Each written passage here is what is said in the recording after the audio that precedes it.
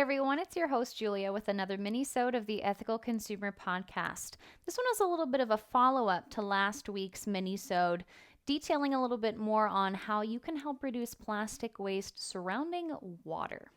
So last Thursday on the mini-sode, I highlighted a couple super easy swaps to help reduce single-use plastic usage, one of which was using a reusable water bottle. However, I know that some people are extremely picky about the quality and the taste of their water.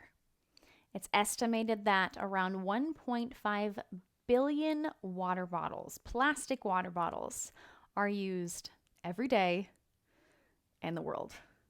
And that is a huge number. And thankfully, there are a whole lot of people on board with recycling. So these plastic water bottles do hopefully get repurposed, get a second life. However, there are still a whole lot that end up in our landfill, in our waterways, and in our forests. I'm sure we've all been on a trail run or on a walk and looked over to the side of the road looking at all of the beautiful trees. Maybe you see a deer, maybe you see a chipmunk. And then you see a plastic water bottle. Or nowadays, you see a discarded single-use mask. And it just kind of interrupts the beautiful landscape that you're trying to enjoy. Not only to disrupting the enjoyment of whatever environment you may be in, it's also terrible for the environment, especially plastic. Plastic does start to decompose and degrade after a certain amount of years. However, it never completely goes away. We're left with these microplastic particles that then pollute our waterways, creating unhealthy environments for fish and other marine life, and just generally polluting the quality of our water sources, the water that we are drinking, cooking with, and bathing in every day. So, again, maybe you're one of those people that says, I know I should use a reusable water bottle, or I know I need to ditch this plastic bottle habit, but I'm so used to the taste. I prefer the taste. I prefer knowing that there's no nasty things in my water. Well, I do have a few alternatives for you today. Some of them are extremely simple and extremely affordable. Some of them are going to be a little bit more high-end. Now, when you do hear or see the price tag for some of these filtration systems, I know it can be extremely shocking. However, I do want you to think about the plastic water bottles that you are currently purchasing. Maybe you're purchasing them one by one at a gas station. Maybe you're purchasing them by the pack at your local bulk store, or perhaps you do a little bit of both. If you add up the cost of all of those single-use bottles that you use in about a year, I just want you to estimate what it might equate to.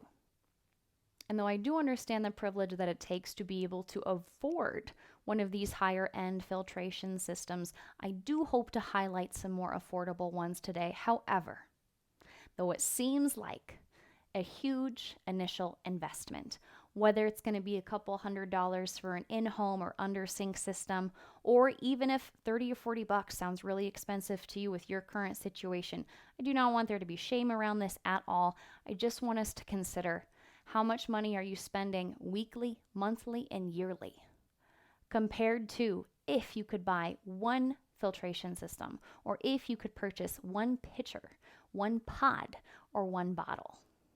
How much could that save the environment? And in the end, it could end up saving you money. So the simplest option that most people are already familiar with is going to be the at-home filtration pitcher. You can get these from brands such as Soma, Brita, and Hydros. Now, each of these companies is going to have some slight differences as far as filter type, the longevity of the filter, the size and shape of the actual pitcher, and flow rate, which I found the Brita to be fairly slow. I do have one. I've had one for a while, and you really have to leave it on your kitchen counter for a few minutes to allow the water to move from the initial vessel, the initial reservoir, down through the filter component and into the actual pitcher body. The Hydros, as I understand, is supposed to go exponentially faster than the Brita, so you're able to fill the pitcher quickly, put it back in the fridge, or use it right away if that's your desire, and you don't have to wait. This is going to be most convenient for folks that enjoy having chilled water ready to go at any moment. However, if you will be taking it with you in a reusable bottle, you do want to make sure that the bottle spout is large enough to be able to pour from the pitcher into the bottle. Now, a workaround for that, if you're really not up for waiting and transferring into multiple vessels, is to get a water bottle from a similar company. Both Brita, Soma, and Hydros, I believe all three, have bottle variations where you can put the water straight into the water bottle, screw on a filtration cap, and then be on your merry way.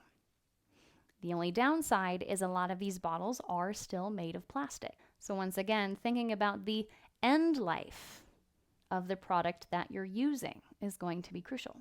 If you love the idea of being able to filter in your bottle, I have another alternative for you. The Go Pure Pod is a small recyclable plastic filter. Looks kind of like a pill, and you put it into whatever receptacle you would like to use. You can put it into your water bottle as you leave the house. You can leave it in your water bottle as you refill your water at the gym. You can even put it into a pitcher that you already have, or if you're just hanging out at home, into the glass of water you're about to drink out of. The Go Pure Pod lasts around 6 months, and once you're done with it, it is fully recyclable. So those are a few more affordable and easy to find options. Something for your fridge, something for your on-the-go water bottle, or both together, a filter in the water bottle. Many people are familiar with the office water cooler. Around here we have the Culligan or Primo. And these are typically 5-gallon plastic or glass containers that flip over or invert onto a base that you can then choose if you would like cold water, if you would like hot water, if you would like room temperature water. You can fill up a bottle, you can fill up a coffee cup, or whatever you need to use. This is going to have a larger volume of water and requires less effort on your part less frequently. So about 5 gallons worth goes into these bottles. You can usually refill them at certain stores such as Fairway, Hy-Vee, even Walmart and Home Depot.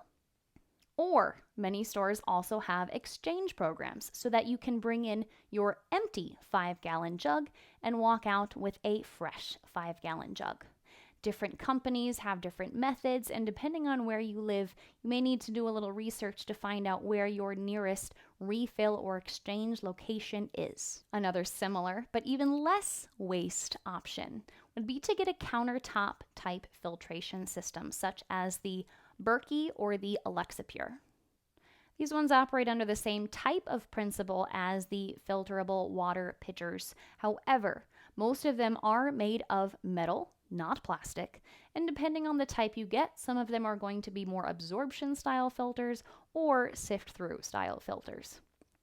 Again, the Berkey and the Alexa Pure are going to have a higher price tag, as will their filters. However, the filters do tend to last longer, filter out more impurities, and leave you with cleaner, better tasting water. Sustainability aside, plastic doesn't always leave the best taste in your water. Anyone who knows if they've left a bottle of water sitting around on the counter a little too long, it doesn't taste as fresh as it did when you first opened it. There's a certain amount of leaching that starts to happen, even in the non-leach or harder plastic type of filters.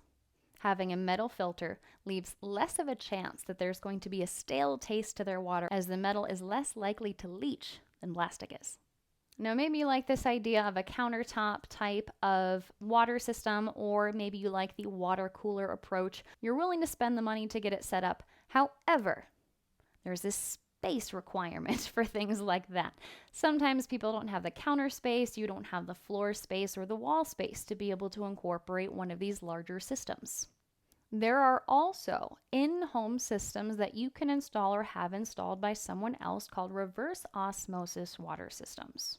Some of these filtration systems are going to be small countertop models, smaller than the Berkey or the Alexa Pure, or some have under sink models, which are typically installed kind of like you would a garbage disposal, out of sight, out of mind. You just have to remember to change the filters.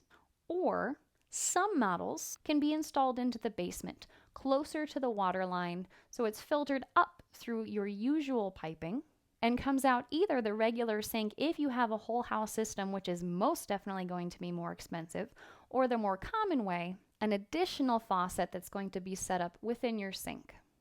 So we've been through a couple different models, a couple different systems that you could use to get cleaner, more pure water at home, on the go, in the office, wherever you are.